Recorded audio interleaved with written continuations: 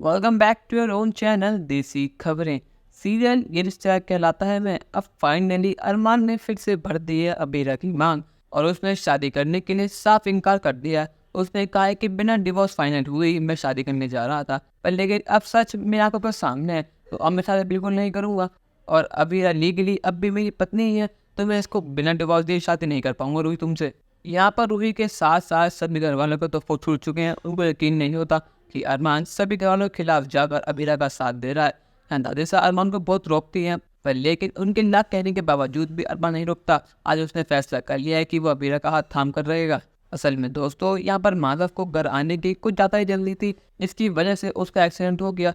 Accident की खबर सुनने के बाद तो सभी घर वाले बहुत ज़्यादा परेशान है, पर लेकिन इस परेशानी में भी है कोई बहुत ज़्यादा खुश है, और वो है संजय। संजय बहुत ज़्यादा खुश है, क्योंकि अगर माधव घर पर आकर सबको सब बता देता तो उसका करियर, उसका नाम उसके से मिट्टी मिल जाती, और मासा तो उसका वो हाल कर दिन जो उसने सोचा भी नहीं होगा। यहाँ पर संजय सभी घर से कह रहा है कि नहीं, यहाँ पर कोई नहीं रुकेगा, क्योंकि उसे डर है कि अगर माधव गलती से बेहोश आ गया और उसने होश आने के साथ ही सबको बता दिया तो उसकी वोट लग जाएगी। तो वहाँ सबको मना कर देता है कि यहाँ हॉस्पिटल में कोई नहीं रुकेगा, पर लेकिन यहाँ मनीषा अपना दिमाग लगाती है और वह कहती है कि नहीं, आपको बहुत सारे काम होंगे, इसलिए मैं और जेठानी साथ यानी विद्या यहाँ पर रुक जाते हैं, और सबके सामने उसको इस बात का एग्री करना पड़ जाता है। और जैसे ही माधव को यहाँ पर होश आता है तो बताता है मनीषा को कि मनीषा तुम्हें शादी रोकनी होगी। अरे मेरी हालत में नहीं होगी मैं शादी रोक पाऊँ, पर लेकिन तुम्हें अरमान को बताना होगा।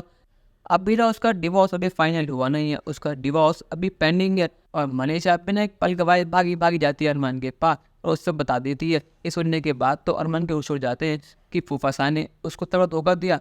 अबीरा के संग फ्रॉड हुआ है, अगर उसने शादी कर ली तो उसका नाम मिट्टी मिल जाएगा, और अगर ये शादी हो भी गई तो ये शादी वैलिड नहीं होगी, सरकार इस शादी को मंजूरी देगी ही नहीं।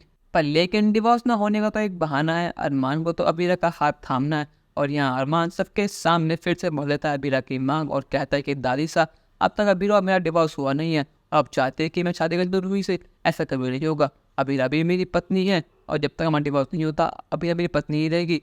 और रूही मुझे माफ़ कर देना, पर लेकिन मैं तुझे शादी नहीं करने वाला। यहाँ पर वित्ते कहते कि अरमान तो पागल हो गया क्या, तेरी शादी अगले हफ्ते है और तू कैसी बात कर रहा है। अरे आज नहीं तो कल तेरा डिवोर्स फाइनल हो ही जाएगा, अगर क्या वो फाइनल नहीं हुआ तो अब अबीरा तेरी कोई भी नहीं है। अरमान कहता कि नहीं माँ, आप गलत हैं, अबीरा मेरी पत्नी ही है अभी भी। रूही कहती कि मुझे बताया कि ये अबीरा की नहीं चाल है, ये पक्का इसलिए कुछ करा है, ये पक्का इसकी नहीं चाल है ताकि अरमानों में एक ना हो पाए, पर लेकिन अब ऐसा नहीं होगा। अरमान अब तुम मेरे हो, तुम चाहे खुशी खुशी करो ना खुशी करो, पर लेकिन तुम्हारी शादी मुझसे ही होगी। और यहाँ मासा भी कहते कि हाँ अरमान, तुम्हारा डिवोर्स फाइनल हो या ना हो, हमने जुबान दे दी है, तुम्हारी शादी रूही से होगी और ये फाइनल है।